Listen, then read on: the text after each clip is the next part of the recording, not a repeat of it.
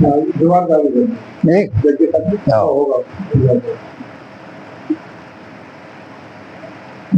कहाँ है? लोगों के मन में ये बड़ी शंका रहती है। तमाम लोग, अधिकांश लोग ऐसा समझते हैं कि मुक्ति, स्वर्ग, नरक या निर्वाण जो कुछ होता है मरने के बाद होता है, शरीर छूट जाने के बाद होता है, परंतु ऐसा नहीं, ऐसी कोई बात नहीं है।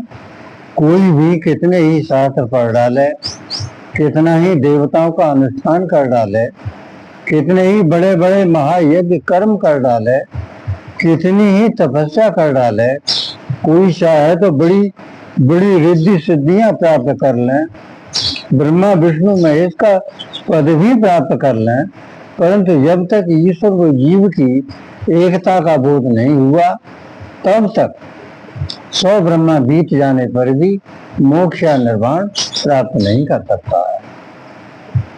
कर्म से चित्त की शुद्धि होती है, परंतु ज्ञान नहीं होता है।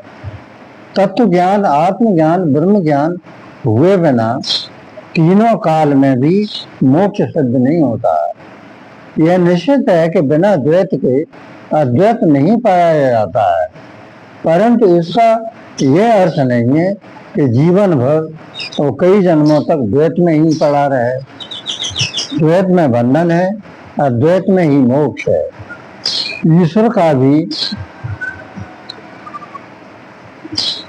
ईश्वर भी किसी पर न तो कृपा करता है न निर्दयता ही करता है।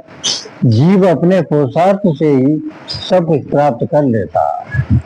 यह ब्रह्म सबकी आत्मा है, सारे विश्व में व्याप्त है। वह ब्रह्म सूक्ष्म है से भी सूक्ष्म है। वह तुम ही हो और तुम भी वही हो। इस कथन से स्पष्ट है कि जीवात्मा और परमात्मा में कोई भेद नहीं है, ये दोनों एक ही है। अरे पागल पिशाच की तरह कहाँ घूम रहे हो? ब्रह्म तो जड़ चेतन सभी में है। तुम स्वयं ब्रह्म स्वरूप ही हो। शरीर का नाश हो जाता है, परंतु आपका अस्तित्व तो हमेशा बना ही रहता है। आप मोक्ष स्वरूप ही हो। मोक्ष या शांति आत्मज्ञान से ही आती है। और 100 बात की बात एक ही है, इच्छाओं का होना ही बंधन है और इच्छाओं का समाप्त हो जाना ही मोक्ष है, निर्वाण है। इसी को परम पद भी कहते हैं। ओम शांति शांति शांति।